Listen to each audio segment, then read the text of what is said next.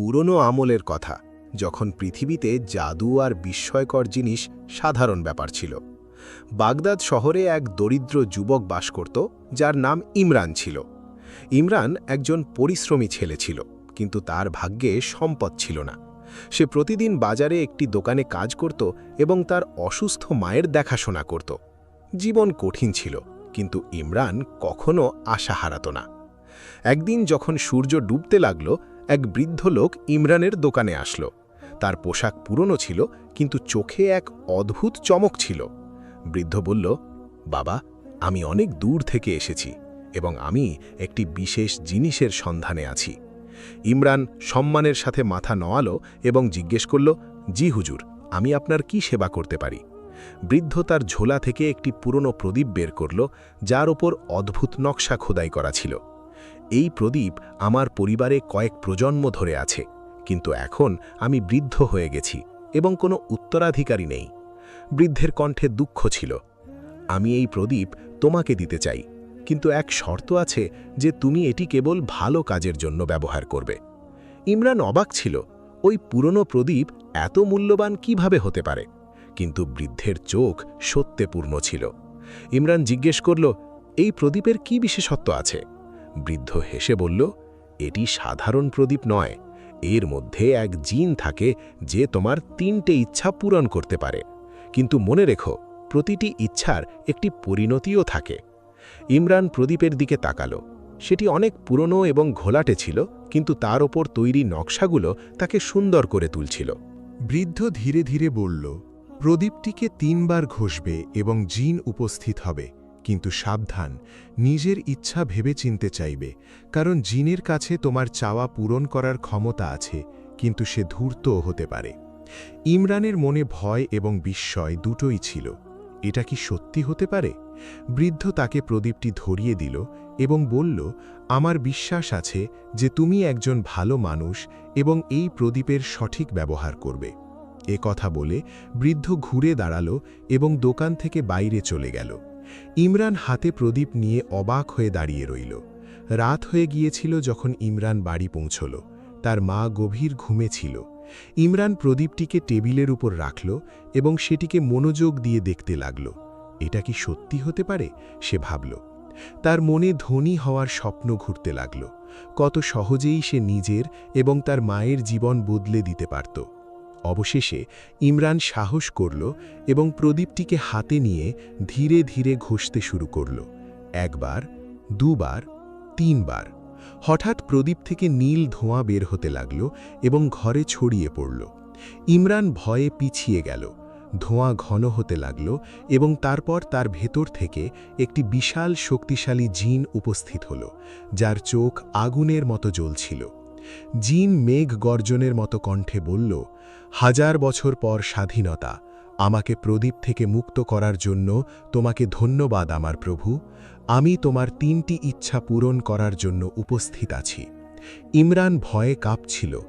জিন তাকে দেখে হাসল এবং বলল, ভয় পেও না, আমি তোমার ভৃত্য। বলো, তোমার প্রথম ইচ্ছা কি? ইমরানের মাথায় হাজারো চিন্তা দৌড়াতে লাগল। সে ধনী হতে চাইত, নিজের মায়ের রোগ সারিয়ে তুলতে চাইত, একটি বড় বাড়ি কিনতে চাইত। কিন্তু বৃদ্ধের সতর্কবাণী তার মনে পড়ে গেল যে ইচ্ছা ভেবে চিনতে চাওয়া উচিত। ইমরান দীর্ঘশ্বাস নিল এবং ভাবতে লাগল যে সে কি চাইবে যা তার জীবন বদলে দেবে, কিন্তু কারও কোনো ক্ষতি হবে না। সে সিদ্ধান্ত নিল যে সে ভেবে চিনতে তার প্রথম ইচ্ছা চাইবে। ইমরান ভাবল যে সবার আগে তার মায়ের স্বাস্থ্যের জন্য প্রার্থনা করা উচিত।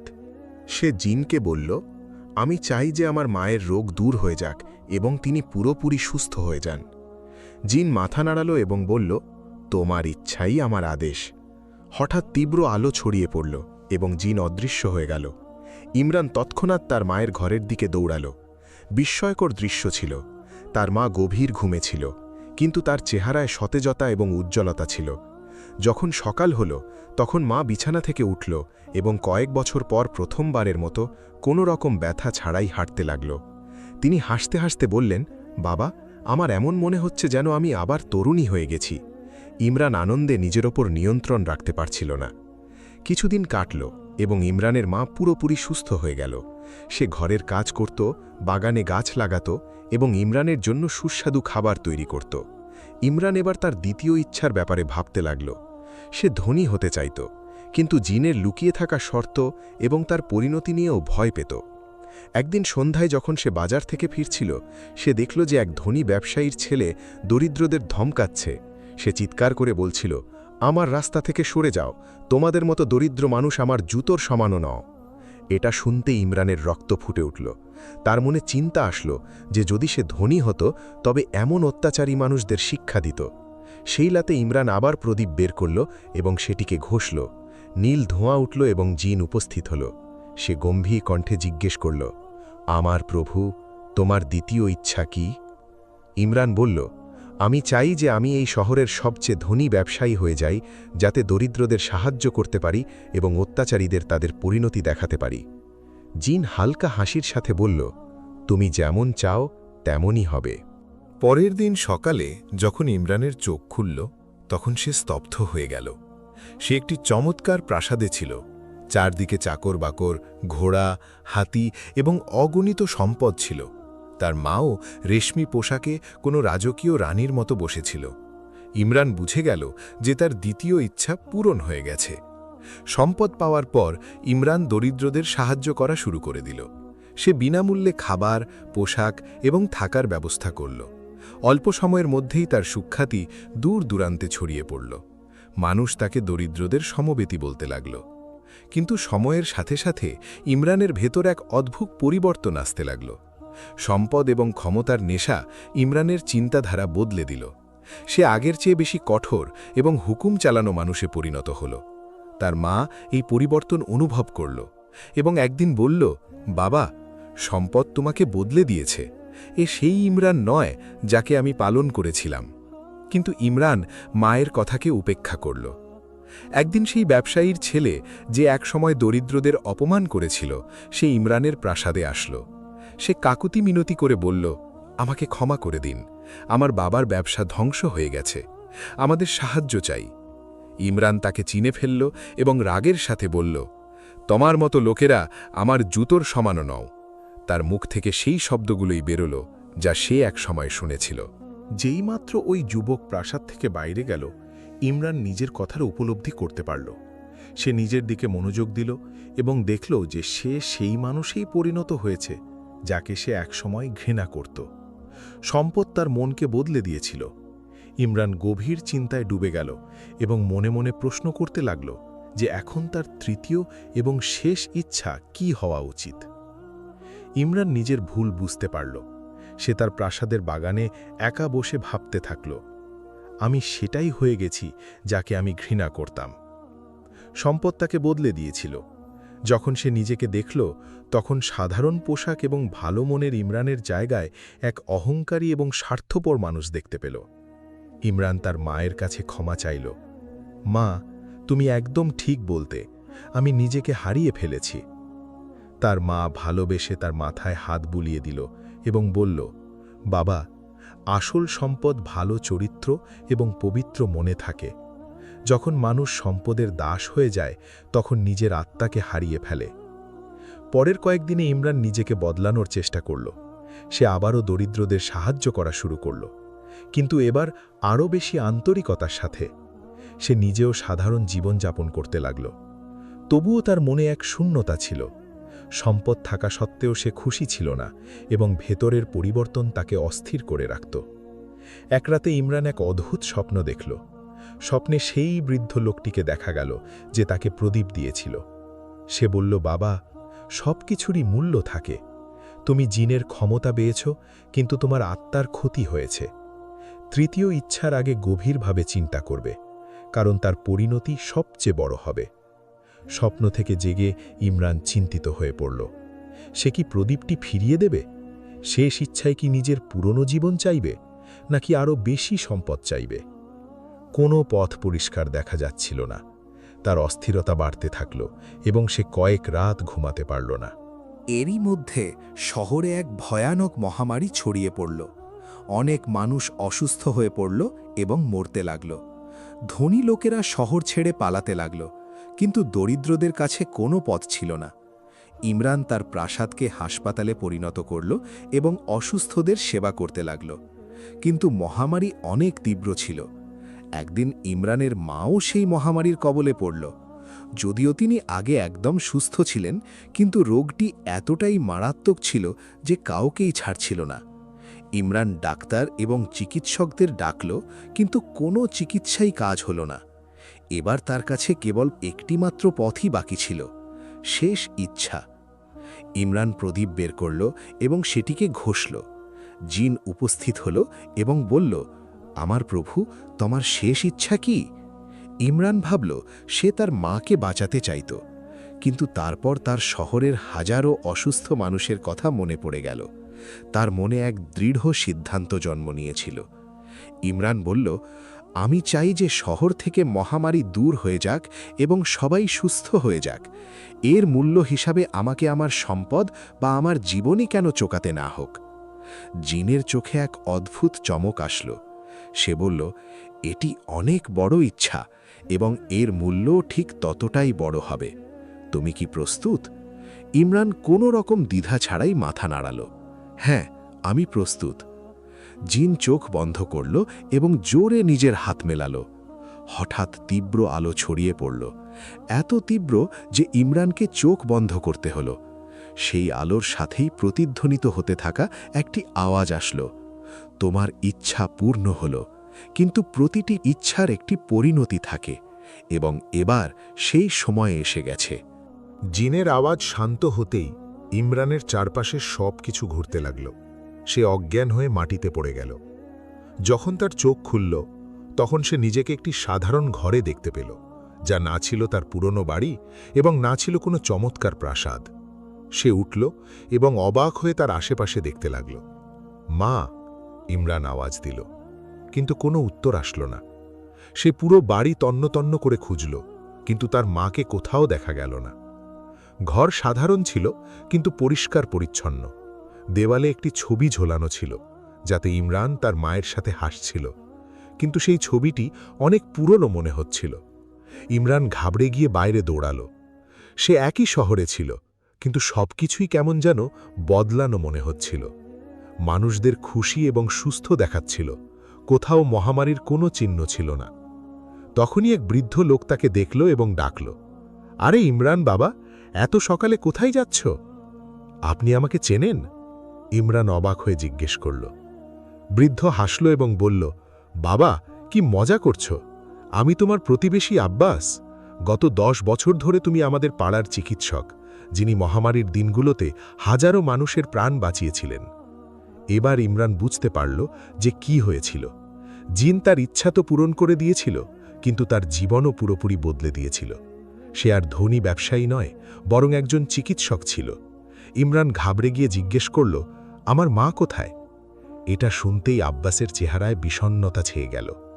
আব্বাস বলল, বাবা, তোমার মা তো 5 বছর আগেই পরপারে পাড়ি দিয়েছেন।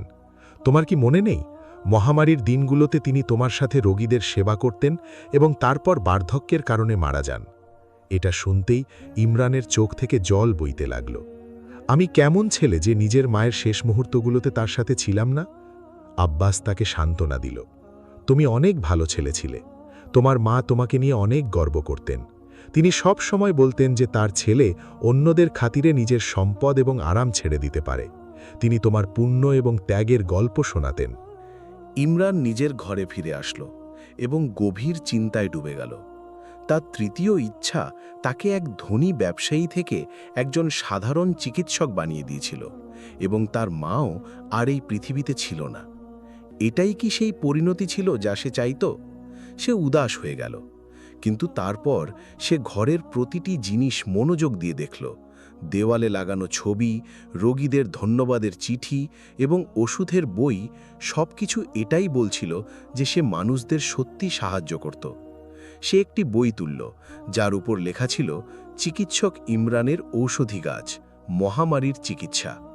তখন সে বুঝতে পারল যে তার তৃতীয় ইচ্ছা তাকে মানুষদের সেবা করার মতো একজন মানুষ বানিয়ে দিয়েছিল। ইমরান বাইরে বেরোল এবং শহরের গলিগুলোতে ঘুরতে লাগল। প্রত্যেকে তাকে চিনত এবং সম্মানের সাথে অভিবাদন জানাত। শিশুরা তার কাছে দৌড়ে আসত এবং তাকে আমাদের পাড়ার দেবদূত বলতো। তখন ইমরান উপলব্ধি করতে পারল যে সম্পদ এবং আড়ম্বরে যে আনন্দ সে কখনো পায়নি তা এখন তার সাধারণ জীবনে উপস্থিত ছিল, এবং মানুষের ভালোবাসাই তার সবচেয়ে বড় সম্পদ ছিল। যেমন যেমন দিন কাটতে লাগল, ইমরান তার নতুন জীবনের সাথে পরিচিত হতে লাগল। তার ছোট্ট ক্লিনিক প্রতিদিন রোগীতে ভর্তি যেত। একদিন এক সুন্দরী নারী তার সন্তানের সাথে আসলো। সে বলল, চিকিৎসক মশাই, আপনাকে অনেক ধন্যবাদ, আপনি আমার ছেলের প্রাণ বাঁচিয়েছিলেন। ইমরান সেই নারীকে মনোযোগ দিয়ে দেখল। তাকে চেনা চেনা মনে হলো। নারীটি বলল, আমার নাম ফাতিমা, আপনি কি আমাকে চিনতে পারছেন না? ইমরান ধীরে ধীরে মাথা নাড়াল। ফাতিমা বলল, যখন মহামারী ছড়িয়েছিল তখন আমার স্বামী মারা গিয়েছিলেন এবং আমিও প্রায় মরার কাছাকাছি ছিলাম। আপনি আমাকে এবং আমার সন্তানকে বাঁচিয়েছিলেন। ইমরানের সবকিছু মনে পড়ল না, কিন্তু সে হাসল এবং বলল, আমি আনন্দিত যে আপনি এখন সুস্থ আছেন। এরপর ফাতিমা প্রতিদিন আসতে লাগল, কখনো ওষুধ নিতে, কখনো কেবল কথা বলার জন্য। ইমরানের তার উপস্থিতি ভালো লাগতে শুরু করল। সে বলতো যে মহামারীর দিনগুলোতে ইমরান কিভাবে কোনো রকম লোভ ছাড়াই মানুষদের প্রাণ বাঁচিয়েছিল। আপনি আপনার সমস্ত জমানো পুঁজি দরিদ্রদের মধ্যে বিলিয়ে দিয়েছিলেন, ফাতিমা বলল।